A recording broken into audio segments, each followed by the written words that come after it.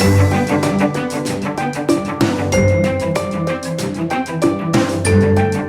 are live at NetSuite's Suite World 2018 conference. I'm Michael Krigsman. I'm an industry analyst and the host of CXOTalk. And we're speaking right now with Erich Gazaui, who is the CIO of Loot Crate. Hey, Erich, how are you? Good, Michael. Thanks for having me. So, tell us about Loot Crate. Loot Crate, fun company, membership company. We connect fans with their favorite fandoms through collectibles, community, and a really great experience. What do you sell? What are you actually selling? So every month, or sometime, in some cases every other month, customers get a crate from us that have curated items that are unique or exclusive to the various different IPs that we have. And in these boxes are a range of things such as t-shirts, figures, or other little collectibles, as well as the corrugate itself is an element of the piece as well. So you're connecting fans to the stores and the shows that they love. Exactly, as well as comics and video games and other specific areas, for example, Wizarding World and anime and things of that nature. And you're growing really rapidly. Quite. How fast are you growing? Give us a hint. Thousands of % since we started the company. It's been very exciting. Erich, as a company grows thousands of %, which is almost hard to imagine, I'm just thinking of how do you hire people? How do you build new products? How do you retain the quality? What kind of systems have you had to put into place in order to manage this growth? A variety of them. When I got to the company, they were still doing a very manual process when it came to fulfillment and warehouse management.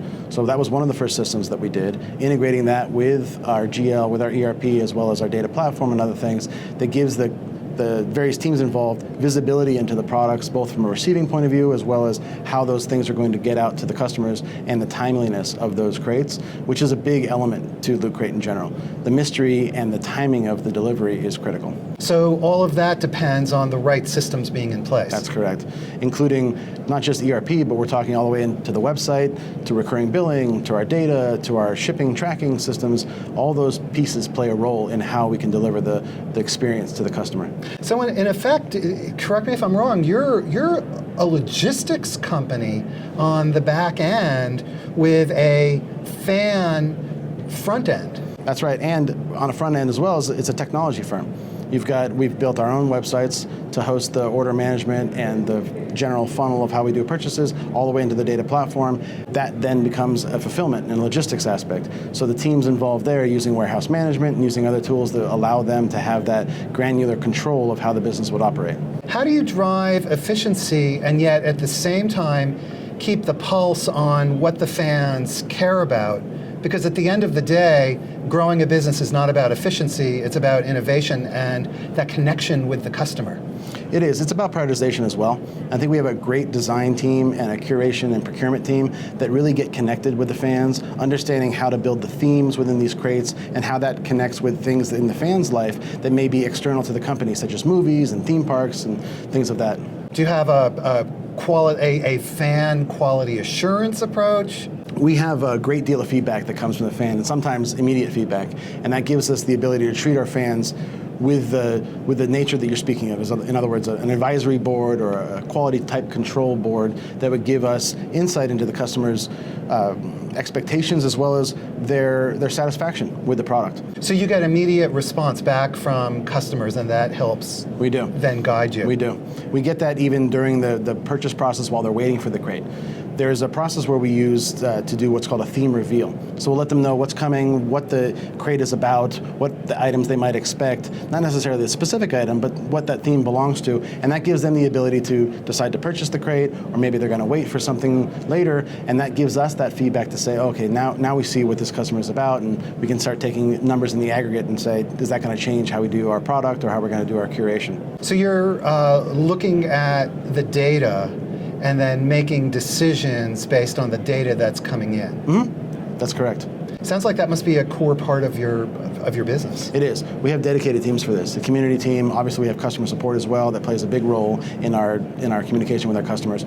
But we have a data team and we have the product and the brand, and these all work together with the curation within the design team to build these themes and to look at what the ideation would be which is a fairly lengthy process at times. And you have you've systematized Yes. all of this. Very recently, actually, using a NetSuite product, we systematized what we call the assortment planner. Our ability to understand not just the items that go in the crates, but the various contracts that we have in place with the IP holders, the themes that these would be belonging to, whether there's going to be crossover or an intersection with other crates that we have, as well as what's going on out in the world, whether it's movies or comics or other events that might play a role in how we would capitalize on those events. Tell us about your relationship with NetSuite. Our relationship is very good. We started, when I came to the company, NetSuite was already in place, but it was really being underutilized. It was a very traditional general ledger approach and some PO routing, but when we did our SDLC process and looked build versus buy, it became clear that buying was the right solution. And even though NetSuite was in place, we still did an evaluation of various different platforms for all the different types of modules that we wanted to have. And in doing so, we came back to NetSuite and said, this is a relationship we want to invest in. And that ultimately was the decision for us to continue with the platform. Building the relationship with our teams at NetSuite was the deciding factor. At what point did you conduct that evaluation? You said you were a NetSuite customer already. That's right. And then you decided to reevaluate. So at what point? About the end of 2016, a few months after I joined, we were up for renewal and we just went down to the process, understanding the modules that we knew were coming. So accounts payable module, PO routing, royalties, incentives, just looking at all the different things that NetSuite has to offer, understanding whether or not we would look for disparate systems and then have to do the work to integrate those, or just using a platform that had those things in place. That process was extensive, and it led to now a very successful implementation of the assortment planner that I mentioned. That gives our buying team the heads-up display they need to understand all the elements of the items that are going to end up in the various crates, all the way from the royalty encumbrance to the margin, to how we're going to market these items, to what we would do from a photography and design.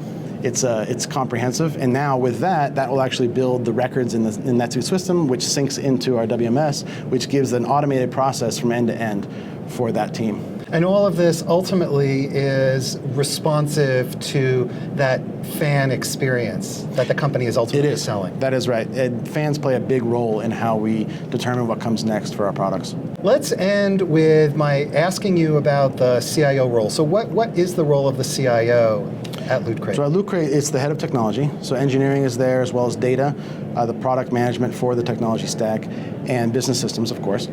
But I think that what's important to look at from a role like mine at the company is to build the relationships with the stakeholders, to really understand their requirements and their goals, and to support them in that. It isn't just about, in this case, our fans or our sites. It needs to be about the entire business, because as you said, the business is about the fans. So empowering our business users, empowering our stakeholders, our executives, is a way to ultimately empower the fan and to make the fan feel like they are part of the engagement that they have with the company. Okay, Erich Gazaui, thank you so much. Thanks for your time.